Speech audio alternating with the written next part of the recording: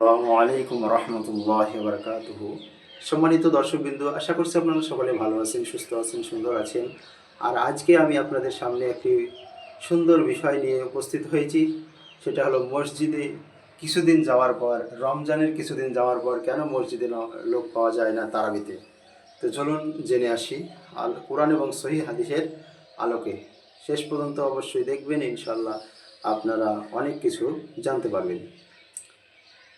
نحمده ونصلي على رسوله الكريم أما بعد فأعوذ بالله من الشيطان الرجيم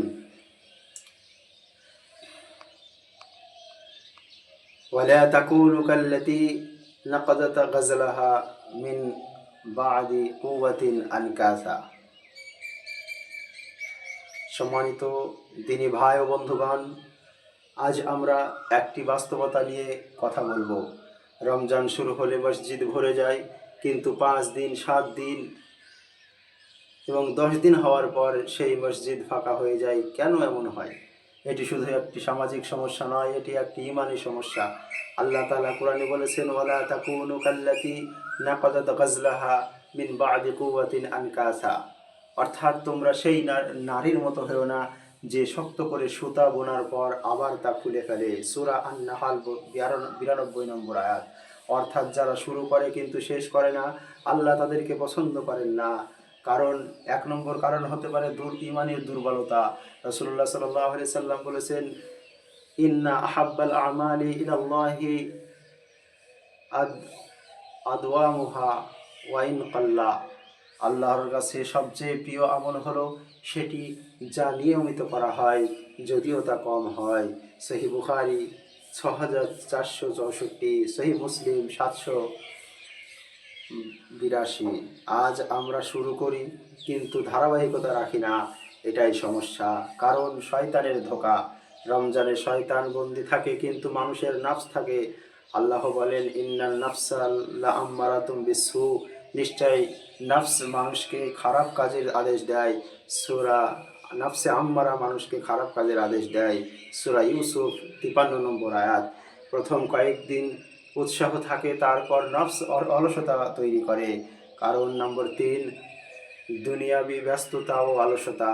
রাসূলুল্লাহ সাল্লাল্লাহু আলাইহি সাল্লাম বলেছেন, নি'মাতানি মাগবুতাতানি ফীহিমা কাসীরুম মিনান নাসি আস-সিহহাতু ওয়াল ফারাগ। দুটি নিয়ামত রয়েছে যেগুলোর ব্যাপারে অধিকাংশ মানুষ ক্ষতিগ্রস্ত ও স্বাস্থ্য। তার দুটি হলো স্বাস্থ্য ও অবসর সময়। সহিহ বুখারী 6412। মানুষ সময় থাকা সত্ত্বেও তারাবি পড়তে আসে না। কারণ নম্বর 4, তারাবির সওয়াব সম্পর্কে অজ্ঞতা। রাসূলুল্লাহ কারীম সাল্লাল্লাহু আলাইহি সাল্লাম বলেছেন, মান কামা রমজানান ঈমানান ওয়া ইহতিসাবান গুফিরা লাহু মা তাকাদ্দামা মিন যামবিহি।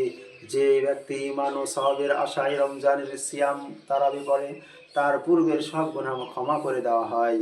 সহিহ বুখারী 37 নম্বর হাদিস, সহিহ মুসলিম 759 নম্বর হাদিস। কিন্তু আমরা এই বিশাল পুরস্কারের কথা ভুলে যাই। কারণ নম্বর 5 হচ্ছে দৃঢ় ঈমানের অভাব, দৃঢ় নিয়তের অভাব। আল্লাহ রাব্বুল আলামিন বলেন, ওয়াবুদু রাব্বাকা হাত্তা ইয়াতিয়াকাল ইয়াকিন।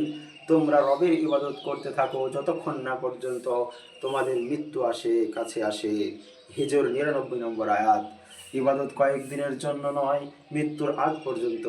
আবেগপূর্ণ সমাপ্তি। প্রিয় ভাই, ভাবুন তো, যদি এই রমজানই আমাদের জীবনের শেষ রমজান হয়, আমরা কি 5 দিন ইবাদত করে জান্নাত পাবো? না, আমাদের পুরো রমজানকে কাজে লাগাতে হবে। রাসূল সাল্লাল্লাহু আলাইহি সাল্লাম বলেছেন, রাগিফা আনফু রাজুলিন দাখালা আলাইহি রমাদান সুম্মা আনসালাখা ক্বাবলা আন ইয়াগফিরা লাহু। ধ্বংস হোক সেই ব্যক্তি যার কাছে রমজান এসেছে, তারপরেও তার গুনাহ মাফ হয়নি। সহিহ বুখারী 2551। শেষে আহ্বান করি, আসুন আমরা প্রতিজ্ঞা করি, শুধু 5 দিন নয়, শুধু 10 দিন নয়, পুরো রমজান তারাবি পড়ব।